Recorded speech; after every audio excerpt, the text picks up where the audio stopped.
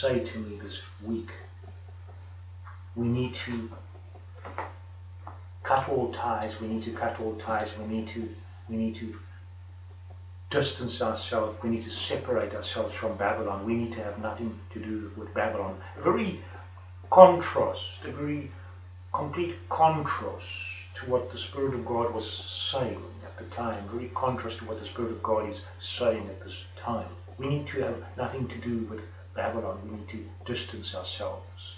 They're very disturbing within my spirit hearing that. Very stupidity of the church, very stupidity of the Christians at this time.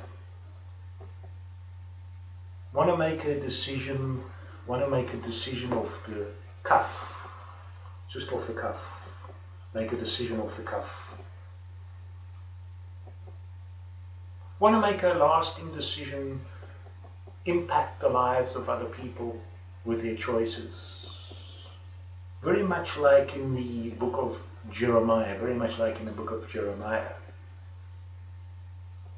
around about chapter 27, where God allows the nation of Judah, God allows the Israelites to come under Babylonish yoke, allows the people of Judah to come under a Babylonish yoke.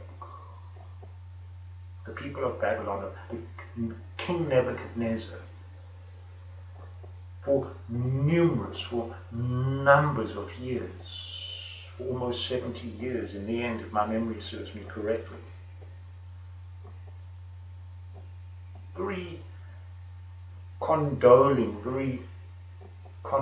and affirming of his will for the people of Judah, the nation of Judah, to come under the yoke of Babylon, to accept the yoke, to be removed into exile. It would only be many years later that they would be freed to return to their homeland, free to return to their city, their country of departure. Every allowing by God, every allowing of the Holy Spirit at that time in heaven to be yoked to the Babylonish system. And we see in Jeremiah 28 even the prophet Hananiah breaking off the yokes, breaking off the bonds and the yokes of wood from off the neck of Jeremiah, breaking off the yoke from off the neck of Jeremiah, freeing him. God says clearly in the 28th chapter, you've cast off your yokes of wood, but in exchange I will give you yokes of iron. I will give you a yoke of iron. Your prophets, they prophesy lies. Your prophets, they prophesy lies. They deceive you. How very quickly the church, how very quickly the people are willing to make a decision just right off the cuff and impact the lives of so many people, impact the lives of so many thousands, hundreds of thousands of millions of people. Your prophets, they prophesy lies. A very removing of the yoke, by Hananiah, of the prophet Jeremiah. Very removal of the yoke. God says, it's my will. You've departed from my will. You've departed from my purpose. And in return, I will place upon you a yoke of iron. It's 28th chapter of Jeremiah. God is wanting his church. God is wanting his people to come under, to align themselves with the yoke of Babylon, with the people of Babylon. If the church does not align itself with the people of Babylon, with the yoke of Babylon, not accepting their principles, not accepting their standards, hear me, not accepting their standards or principles, but allowing themselves Understand me that God is redefining the borders of the church at this time. God is redefining the borders of the church at this time, the very borders of the church, the very leveling of the playing field, the very leveling of the playing fields. We're not in a season of restoring the walls. We're not in a season of rebuilding the walls of the temple. Leave the walls on the ground. Leave the walls on the ground. We see in the book of Nehemiah the very inspection of the ruins, the very inspection of the ruins of the walls of Jerusalem. And in this hour, in this very hour, in this very time, we're not in a season of rebuilding the walls. We are in a season of leveling the playing field. A season of leveling the playing fields, of redefining the borders of the church, redefining the borders. When Christ returns, He will reinstate, He will reinstitute the walls. He will reinstitute the spiritual borders and definements of His bride. Man in his busyness, man in his very busyness is wanting to take up tools, take up implements, spread the word to start rebuilding the walls. Every interference and obstruction of the move of God, the move of the Holy Spirit. This time, hear me what I'm saying, very obstruction and interference with the move of God. We're in a season of redefining the spiritual borders of the church. The church has not learned to integrate. They want to do their own thing. Do you understand? They want to do their own thing. They like the security of their privacy. They like the security of the individuality. They like the security of their seclusion. To pretend that they are reaching the world. To pretend that they are reaching society. But they like the privacy of their seclusion. God is in a very season of redefining borders of His bride, the church, internationally. He would be very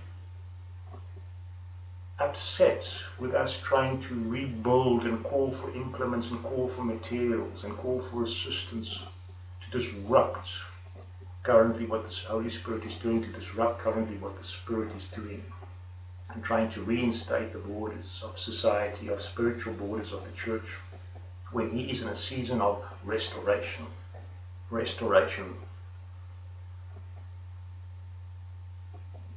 When I hear people, when I hear the false prophets, when I hear people prophesying and saying to have no association with Babylon, to separate yourself, to have nothing to do with Babylon, it's very lie, very fear on behalf of the church, fear on behalf of the leaders, fear on behalf of the Sanhedrin, of the high priests, fear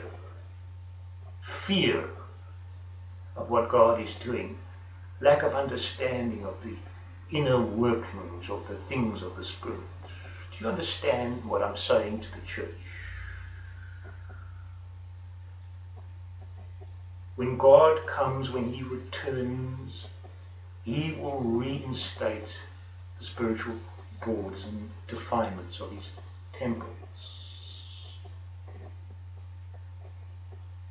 We're in a very season, and as I walked through Hollywood, as I walked, and I sensed the spiritual climate and the spiritual atmosphere, the vibrance in the air, charged, literally charged. I sensed that this time it was somewhat different. This time it was somewhat different to previous visits. And as I looked up and as I observed, seeing the cross and seeing the very crucifix and the cross without Christ, but the cross seated and planted, firmly planted there upon the hillside of Hollywood, in Hollywood Hills, towering above the area, the San Fernando Valley and the Hollywood city center, town center in the Hollywood Hills, the cross placed upon the hillside.